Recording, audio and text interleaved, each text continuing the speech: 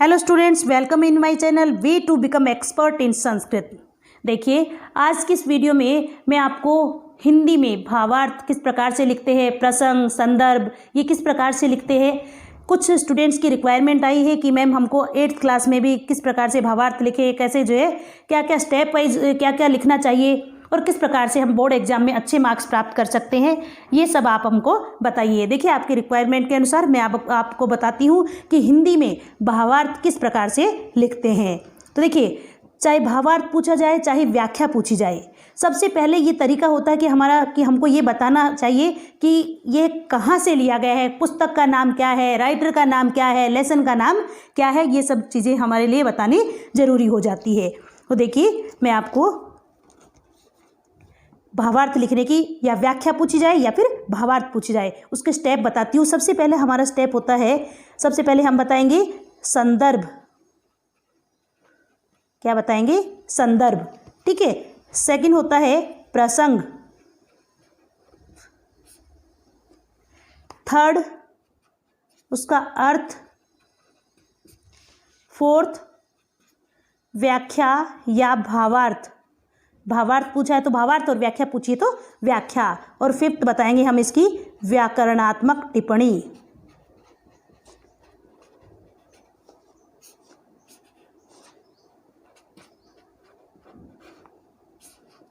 व्याकरणात्मक टिप्पणी। ठीक है।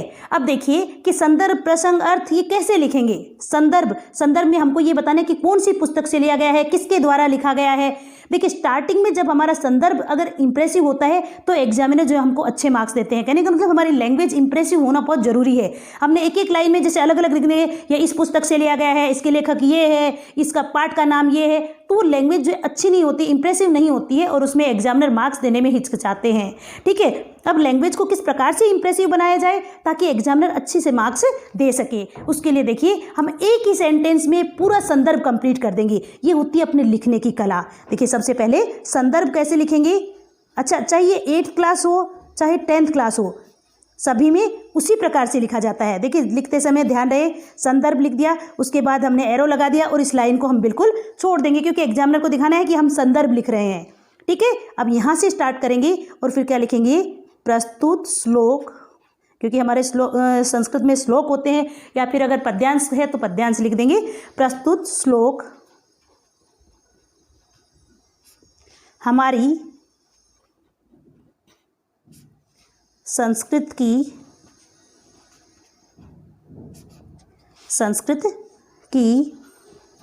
देखिए, यहाँ पुस्तक का नाम लिखेंगे, इन्वर्टेड कोमा में क्लोज करेंगे और अंडरलाइन भी करेंगे।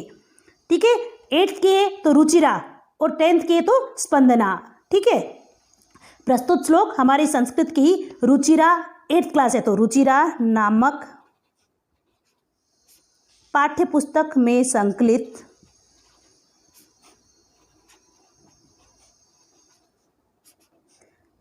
पाठ्यपुस्तक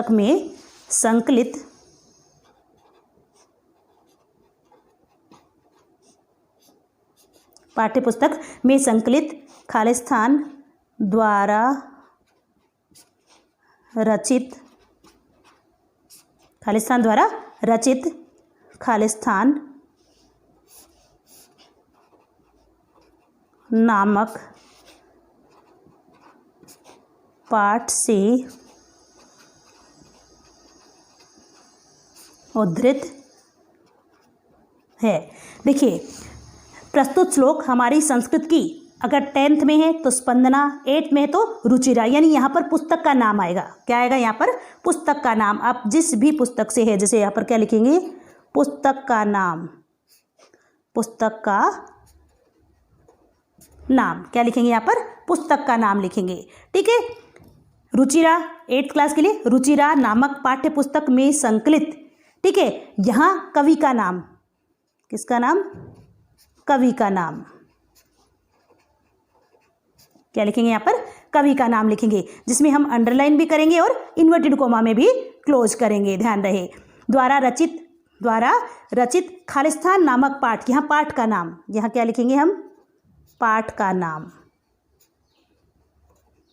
नामक पाठ से उद्धृत है। अब देखिए अलग अलग पाठ यानी अलग अलग पाठ होंगे, पाठ के राइटर यानी लेखक उनके कवि जो वो भी अलग अलग होंगे, और पुस्तक अगर 10th है तो स्पंदना, 8th है तो जो है रुचिरा। ठीक है, रुचिरा नामक पुस्तक पाठ्य पुस्तक में संकलित। देखिए मैं 8th क्लास के अकॉर्डिंग बोल के दिखाती हूँ। प्रस्तुत श्लोक हमारी संस्कृत की रुचिरा नामक पाठ्य पुस्तक में संकलित, अब कोई जैसे राइटर है उसके द्वारा रचित इस नए पाठ का नामक पाठ से उद्धृत है। ये हो गया हमारा संदर्भ। संदर्भ के बाद आता है हमारा दूसरा स्टेप प्रसंग का।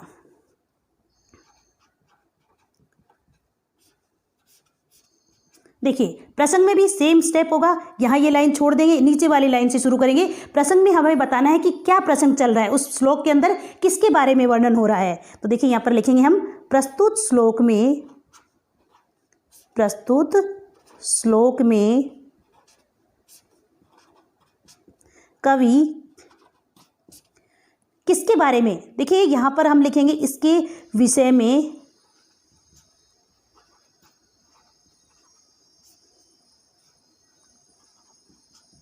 वर्णन करते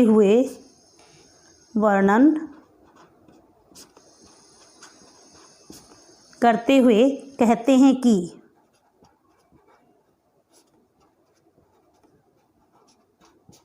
देखिए आमतौर पर हमारे संस्कृत के जो श्लोक है उन वहाँ पर क्या देखोगे, या तो भारत माता का वर्णन करते हुए कहते हैं कि, या विद्या की देवी माँ सरस्वती के विषय में वर्णन करते हुए कहते हैं कि, या फिर जो है कुछ जैसे अच्छी सदाचार के विषय में वर्णन करते हुए कहते हैं कि, या जो है जिसके भी विषय में वर्णन हो रहा है। प्रस्तुत श्लोक में कवि भारत माता के विषय में वर्णन करते हुए अपनी मातृभूमि या भारत माता के विषय में भारत माता के विषय में वर्णन करते हुए कहते हैं कि, जो भी टॉपिक है, जिस टॉपिक का वर्णन हो रहा है उस टॉपिक को हम यहाँ डाल लेंगे। ठीक है, उसके विषय में वर्णन करते हुए कहते हैं कि। ठीक है, अब तीसरा स्टेप आता है हमारा, छोटी की लगा करके ये डैश लगा देंगे। ठीक है, यहीं कहीं छोड़ देंगे, और नेक्स्ट स्टेप आएगा हमारा अर्थ का।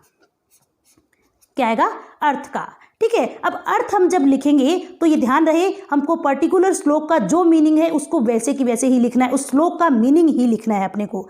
ठीक है, श्लोक का अर्थ लिखना है।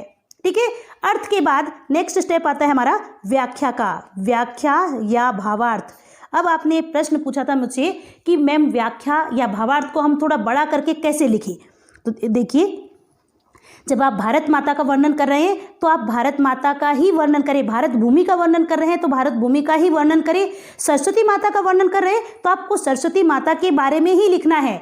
तो देखो जब आपका पाठ सरस्वती माता से संबंधित है तो वहाँ पर सरस्वती माता ने क्या धारण कर रखा है, कैसे वस्त्र और आभूषण धारण कर रखे हैं, लोग किस प्रकार से उनके गुणों का बखान करते हैं, ऋषि मुनि ब्रह्मा विष्णु भी जिनके गुणों का बखान करते हैं। ठीक है, आप सरस्वती माँ करते क्या हैं, जैसे हमारे दिमाग से अज्ञानता रूपी अंधकार को दूर करते हैं। ठीक है, तो वो करते क्या है, उन्होंने वस्त्र कैसे पहन रखे हैं, वो कहाँ पर विराजमान है, और हम क्या प्रेयर कर रहे हैं, वो सारी बातें व्याख्या में या भावार्थ में इंक्लूड कर देना है। अर्थ में पर्टिकुलर उस श्लोक का जो श्लोक में जो 2 बातें या 4 बातें जो कही गई है वही लिखनी है। व्याख्या में माँ सरस्वती है तो सरस्वती माँ के बारे में अच्छे से वर्णन कर देंगे, भारत भूमि है तो भारत भूमि के विषय में ही वर्णन कर देंगे। ये जरूरी नहीं कि एक ही लेसन में, जैसे सुभाषितानी नाम का चैप्टर होता है उसके अंदर डिफरेंट टाइप के श्लोक होते हैं।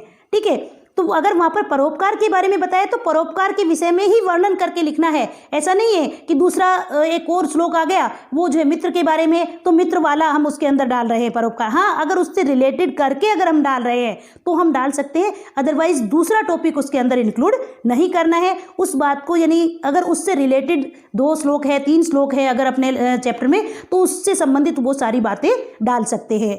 जैसे सरस्वती माँ का वर्णन है, एक में है वीणा पुस्तक धारिणी, वो सारी बातें बताइए, दूसरे में अज्ञानता रूपी अंधकार को दूर करे, तीसरे में है कि जो है मिस ना ब्रह्मा और विष्णु भी आपकी स्तुति करते हैं। तो वो सारी बातें हम सरस्वती माँ का वर्णन करते हुए उसकी व्याख्या में डाल सकते हैं। क्लियर? इस प्रकार से हम व्याख्या को बड़ी लिखेंगे।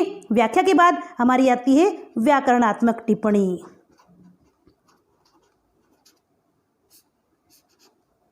व्याकरणात्मक टिप्पणी,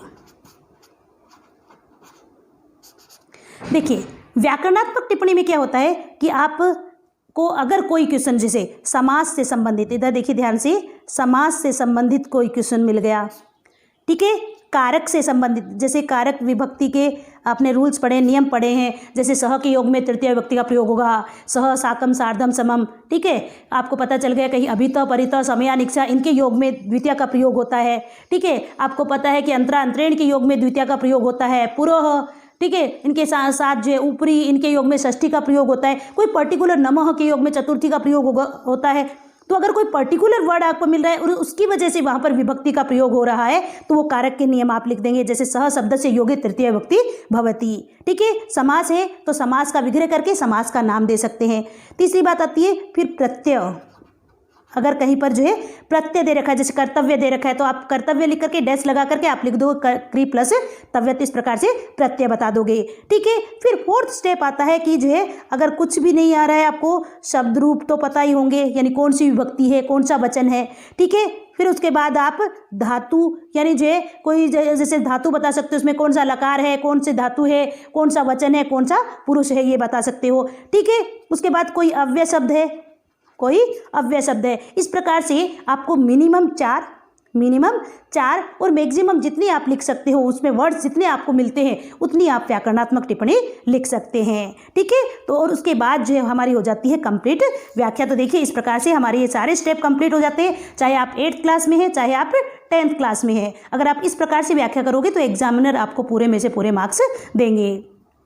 संदर्भ, लेसन का नाम, बुक का नाम और पाठ का नाम आ जाता है, और एक ही सेंटेंस में यहाँ तक कंप्लीट हो जाता है। देखिए प्रस्तुत श्लोक हमारी संस्कृत की पाठ्य पुस्तक, यानी संस्कृत की स्पंदना नामक या रुचिरा नामक पाठ्य पुस्तक में संकलित खालिस्तान द्वारा रचित खालिस्तान नामक पाठ से उद्धृत है। उसके बाद अगर वो उस पाठ का बेसिक अगर आपको पता हो, जैसे कोई श्लोक हितोपदेश से लिया गया है, कोई श्लोक महाकवि कालिदास की रचना से लिया गया है, तो आप उसमें लिख सकते हो मूलतः यह पाठ महाकवि कालिदास द्वारा रचित अभिज्ञान शाकुंतलम नामक नाटक से लिया गया है, ठीक है। वो आप इसके ह के बाद नीचे यहाँ से लाइन स्टार्ट करके मूलतः करके वो सब डाल सकते हो, ठीक है।